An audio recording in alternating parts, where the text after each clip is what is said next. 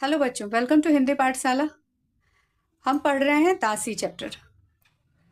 Part 2 में हमने यहाँ तक पढ़ा था, किंतु मनुष्य बड़ा ही स्वार्थी है। अब पार्ट 3 में हम आगे कंटिन्यू करते हैं। अपने सुख की आशा में वह कितनों को दुखी बनाया करता है। अपनी साध पूरी करने में दूसरों की आवश्यकता ठुकरा दी जाती है। तुम ठीक कह रही हो फिरोजा। तुम मुझे ठहरो इरा। तुमने मन को कड़वा बनाकर मेरी बात सुनी है, उतनी ही तेजी से उसे बाहर कर देना चाहती हूँ। मेरे दुखी होने पर जो मेरे साथ रोने आता है उसे मैं अपना मित्र नहीं जान सकती फिरोजा। मैं तो देखूंगी कि वह मेरे दुख को कितना कम कर सका है। मुझे दुख सहने के लिए छोड़ जाता है, केवल अपने अभिमान और आकांक्षा की तुष्टि के लिए। मेरे दुख में हाथ बटाने का जिसका साहस नहीं, जो मेरी परिस्थिति में परिस्थिति में साथी नहीं बन सकता, जो पहले अमीर बनना चाहता है फिर अपने प्रेम का दान करना चाहता है, वह मुझसे हृदय मांगे। इससे बढ़कर धृष्टता और क्या होगी। मैं तुम्हारी बहुत सी बातें समझ नहीं सकी, लेकिन मैं इतना तो कहूंगी कि ने तुम्हारे जीवन की कोमलता छीन ली है। फिरोजा, मैं तुमसे बहस नहीं करना चाहती। तुमने मेरे प्राण बचाए हैं सही, किंतु हृदय नहीं बचा सकती। उसे अपनी खोज खबर आप ही लेनी पड़ेगी। तुम चाहे जो मुझे कह लो। मैं तो समझती हूँ कि मनुष्य दूसरों की दृष्टि में कभी पूर्ण नहीं हो सकता, पर उसे अपनी आंखों से तो नहीं गिरना चाहिए। फिरोजा ने संदेह से पीछे की ओर देखा। बलराज फिरोजा ने संदेह से पीछे की ओर देखा। बलराज वृक्ष की आड़ से निकल कर आया। उसने कहा, फिरोजा, मैं अब गजनी के किनारे मरना चाहता था। मैं जब गजनी के किनारे मरना चाहता था तो क्या भूल कर रहा था। अच्छा, जाता हूँ। इरावती सोच रही थी, अब भी क्या क्या अब भी कुछ बोलूं। फिरोजा सोच रही थी, दोनों को मरने से बचाकर क्या सचमुच मैंने कोई बुरा काम किया। बलराज की ओर किसी ने न देखा। वह चला गया। रावी के किनारे एक सुंदर महल में अहमद नियालतगीन पंजाब के सेनानी का आवास है। उस महल के चारों ओर वृक्षों की दूर तक फैली हुई हरियाली है, जिसमें शिविरों की श्रेणी में तुर्क सैनिकों का निवास है। बसंत की चांदनी रात अपनी मतवाली उज्ज्वलता में महल के मीनारों और गुंबदों और वृक्षों की छाया में लड़खड़ा रहा है। अब जैसे सोना चाहती है अब जैसे सोना चाहती हो। चंद्रमा पश्चिम में धीरे धीरे झुक रहा था। रावी की ओर एक संगमरमर की दालान में खाली सेज बिछी थी। जरी के पर्दे ऊपर की ओर बंधे थे। दालान की सीढ़ी पर बैठी हुई इरावती रावी का प्रवाह देखते देखते सोने लगी थी। उस महल की जैसे सजावट गुलाबी पत्थर की अचल प्रतिमा हो। शयन कक्ष की सेवा का भार आज उसी पर था। वह अहमद के आगमन की प्रतीक्षा करते करते सो गई। अहमद इन दिनों गजनी से मिले हुए समाचार के कारण अधिक व्यस्त था। सुल्तान के रोष का समाचार उसे मिल चुका था। वह फिरोजा से छिपाकर अपने अंतरंग साथियों से, जिन पर उसे विश्वास था, निस्तब्ध रात्रि में मंत्रणा किया करता। पंजाब का स्वतंत्र शासक बनने की अभिलाषा उसके मन में जग गई थी। फिरोजा ने उसे मना किया था, किंतु वह साधारण तुर्क दासी के विचार राजकीय कामों में कितने मूल्य के हैं, इसे वह अपनी महत्वाकांक्षा की दृष्टि में परखता था। फिरोजा कुछ तो रूठी और कुछ उसकी तबीयत भी अच्छी न थी। वह बंद कमरे में जाकर सो रही। अनेक दासियों के रहते भी आज इरावती को ही वहां ठहरने के लिए उसने कह दिया। अहमद सीढ़ियों से चढ़कर दालान के पास आया। उसने देखा एक वेदना विमंडित सुप्त सौंदर्य, और वह और भी समीप आया। गुंबद के बगल में चंद्रमा की किरणें ठीक इरावती के मुंह पर पड़ रही थी।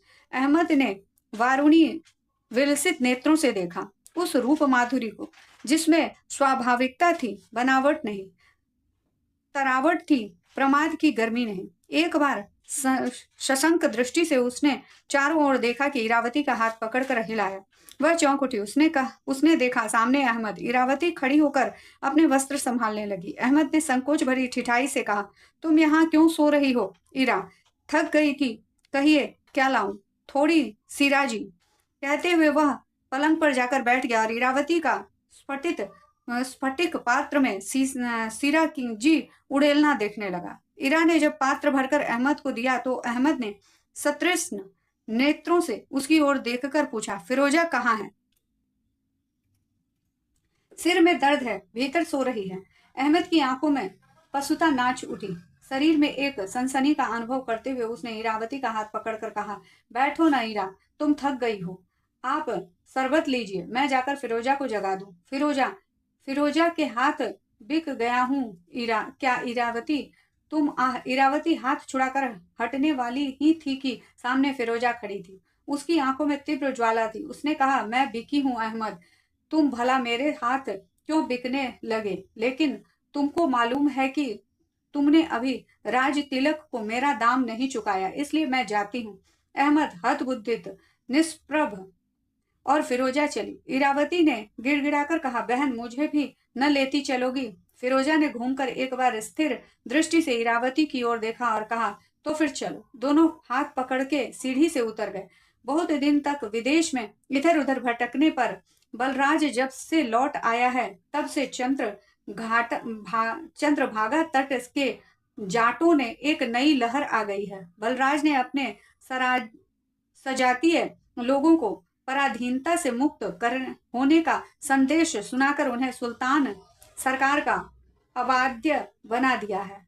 उद्दंड जाटों को अपने वश में रखना, उन पर सदा फौजी शासन लगाना सुल्तान के कर्मचारियों के लिए भी बड़ा कठिन हो रहा था। इधर फिरोजा के जाते ही अहमद अपनी कोमल वृत्तियों को भी खो बैठा।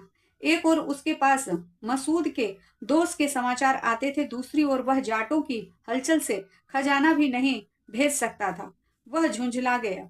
दिखावे में तो अहमद ने जाटों को एक बार ही नष्ट करने का निश्चय कर लिया और अपनी दृढ़ सेना के साथ वह जाटों को घेरे में डालते हुए बढ़ने लगा। किंतु उसके हृदय में एक दूसरी ही बात थी। उसे मालूम हो गया था कि गजनी की सेना तिलक के साथ आ रही है, उसकी कल्पना का साम्राज्य छिन्न भिन्न कर देने के लिए।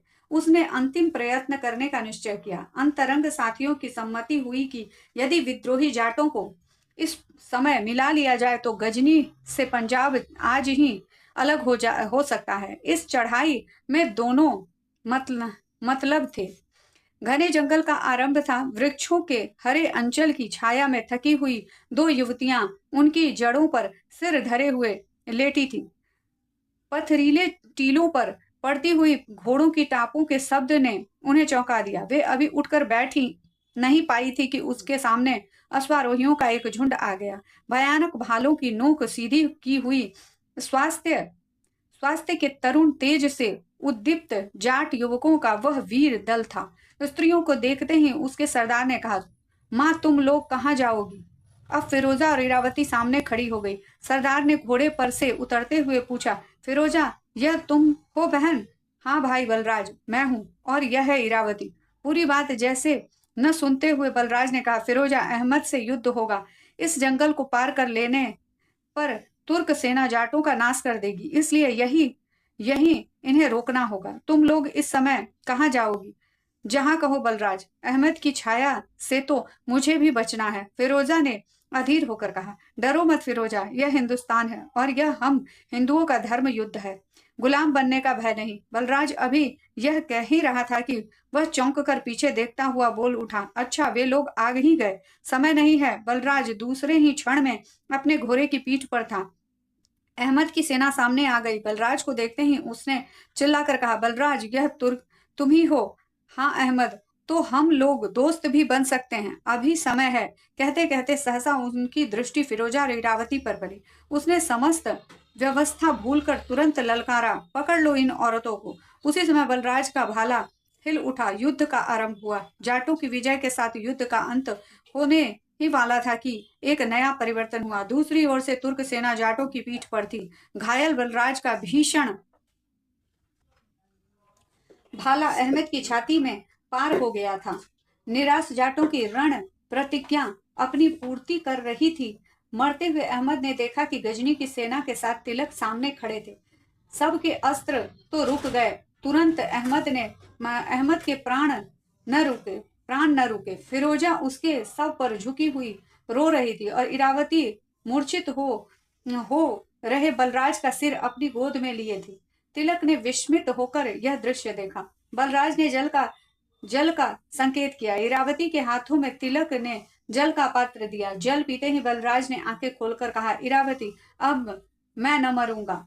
तिलक ने आश्चर्य से पूछा, इरावती? फिरोजा ने रोते हुए कहा, हाँ राजा साहब, इरावती, मेरी दुखिया इरावती, मुझे क्षमा कर, मैं तुझे भूल गया था। तिलक ने विनीत शब्द से कहा। भाई इरावती आगे कुछ न कह सकी, उसका गला भर आया था। उसने तिलक के पैर पकड़ लिए। बलराज जाटों का सरदार था। इरावती रानी चनाब का यह प्रांत इरावती की करुणा से हरा भरा हो रहा है। किंतु फिरोजा की प्रसन्नता की वहीं समाधि बन गई, और वहीं वह झाड़ू देती, फूल चढ़ाती और दीप जलाती रही, पर समाधि की वह आजीवन दासी बनी रही। तो बच्चों, यहीं पर यह दासी कहानी समाप्त होती है। यह पाठ दोस्तों के साथ शेयर कीजिएगा और लाइक और सब्सक्राइब कीजिएगा। Thank you.